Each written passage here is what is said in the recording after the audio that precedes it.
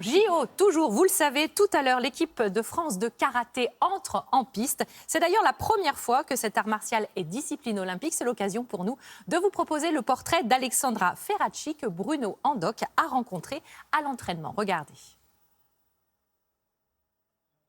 Ah, on l'a pas, il arrive, ça arrive. On va patienter quelques instants, on a le sujet. Ça arrive. C'est bon, on l'a, tu peux refaire le lancement. Il faut le temps que ça se lance tout ça. Allons-y.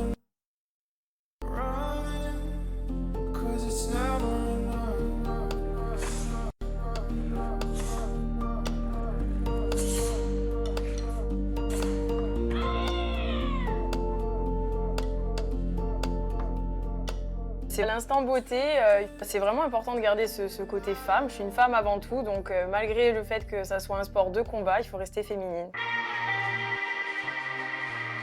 Mon sport, c'est le karaté, spécialité kata.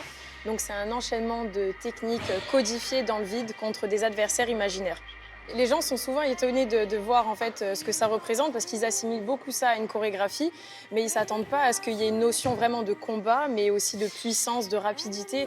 Donc en fait, c'est tous ces éléments et il y a aussi quand même une partie esthétique parce que c'est quand même un art martial que je fais.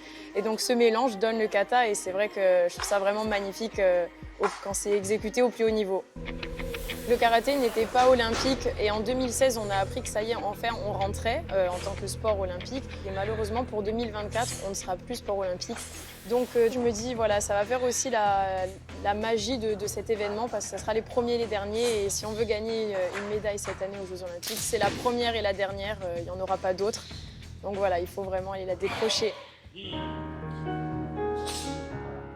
Le karaté, c'est tout simplement une histoire de famille. Je suis presque née avec un kimono. J'ai pas vraiment eu de jeunesse, mais je regrette pas. Parce qu'aujourd'hui, je vis une expérience vraiment extraordinaire.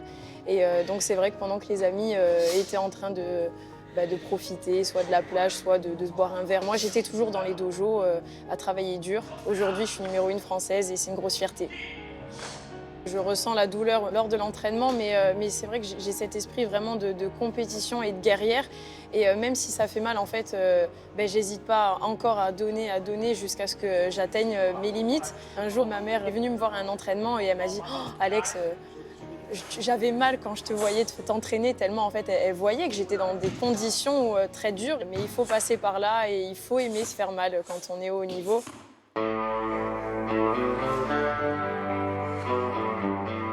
Aujourd'hui, clairement, je peux vraiment accomplir un rêve de gamine, mais aussi un rêve de tout sportif, je pense, décrocher le Graal, les Jeux Olympiques, c'est le but ultime.